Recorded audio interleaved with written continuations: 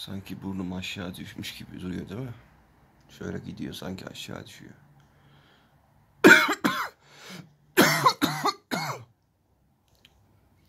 Ben bu kamerada öyle görüyorum şu an. Evet.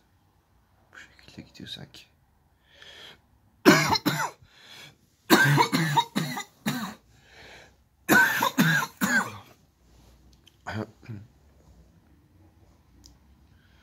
Bugün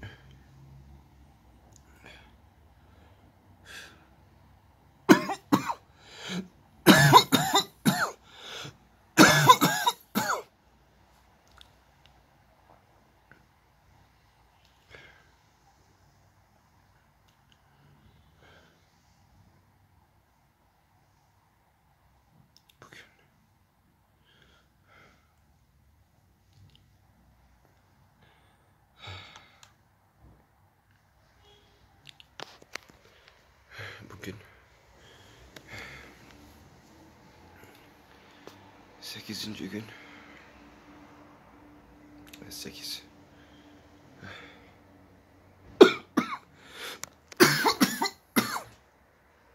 Ve saat 9:30 civarı sabah. Dün zaten sabah saatlerinde 8-8:30'da hapım bitti. Yani 7. günün sabahı tüm haplar bitti.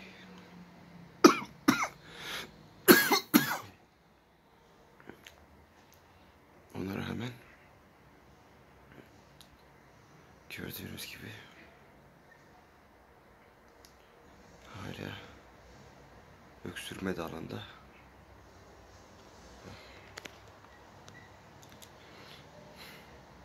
Semptomlar devam ediyor.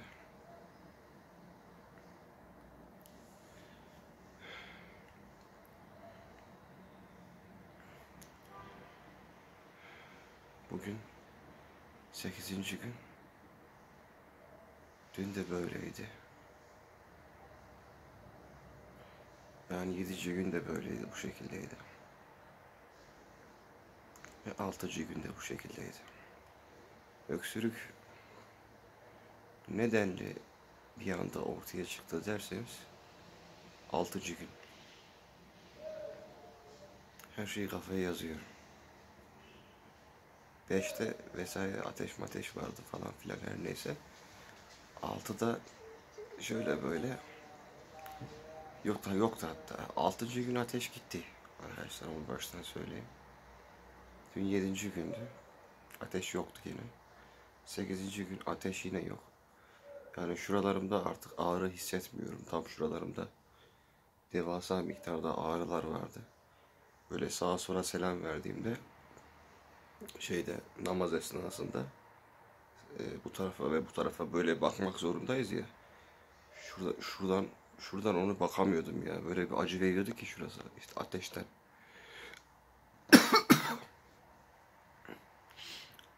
O gitti.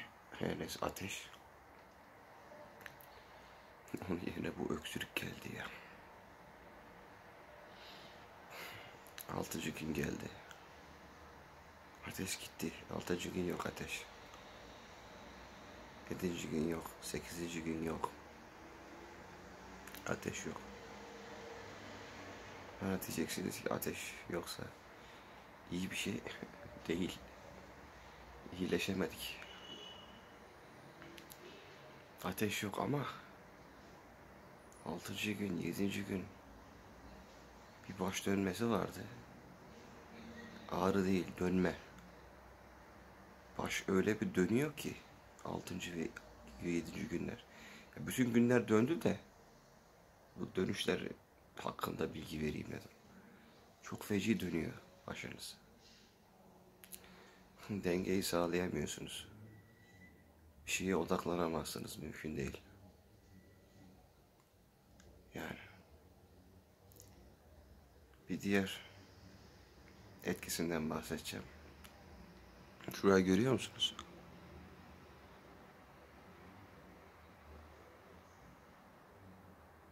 Kurudu. ve bunun içi mukus tabakasıyla dolu. Burada ve çok değişik bir kokusu var. Ve yanlış duymadınız, kokusu var. Hani hastalık kokusu var ya. Hasta olursunuz nasıl eskiden griptir, nezledir. Çektiğinizde anlardı. Ya da dur şöyle açıklayayım, daha mantıklı olur. Biri ağladığınızda diyelim. Gözyaşı bezleri devreye girer ya. Ve içine de az bir şey çektiysen o şeyden ve diye çektiğinde o kokuyu alırsın, gözyaşı kokusunu. O kokunun aynısından gözyaşı kokusu değil ama tabi hastalık kokusu, Covid kokusu yani. Buralar dolu ve ben bu kokuyu 3 gündür alıyorum ya. 6. gün, 7. gün, 8. gün. Çok kötü bir şey ya. Gidiyorum, temizliyorum, boşaltıyorum. Tekrar doluyor. Boşaltıyorum, tekrar doluyor. Sıkıldım artık. Artık gitmiyorum, temizlemiyorum da içinde kalıyor. Öyle nefes almak zorunda kalıyorum.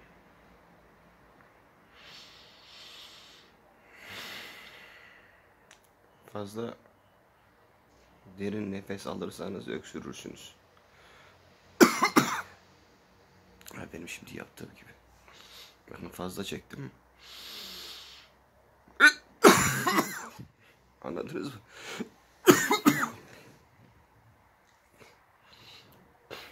Nefesle öksürük arasında bir tetikleyici var. Fazla nefes alırsanız tetikleyici devreye girer ve hemen anında öksürürsünüz.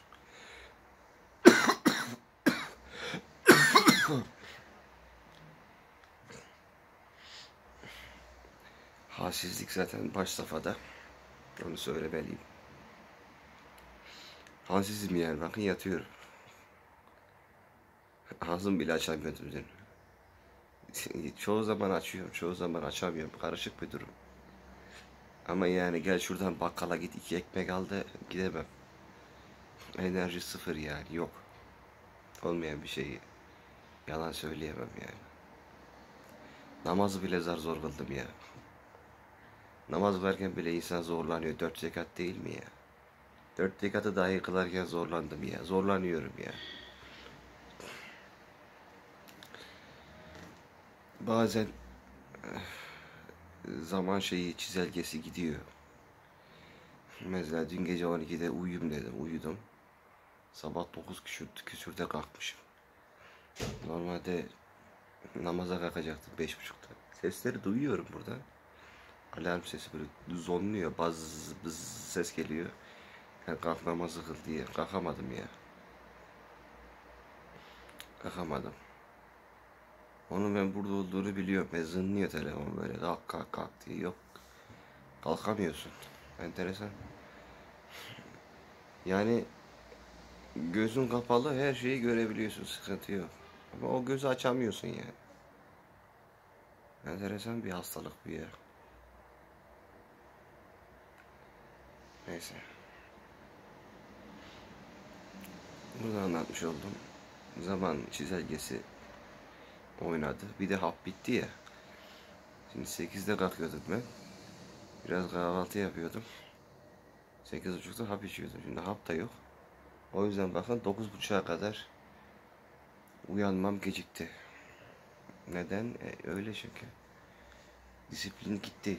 Neden? Hap bitti çünkü. Hap gitti arkadaşlar. Hap bitince olay da bitti. Başım dönüyor. Görüşürüz. Dönme çok kötü, dönme. Başım dönüyor. Covid'in 8. gününden selamlar.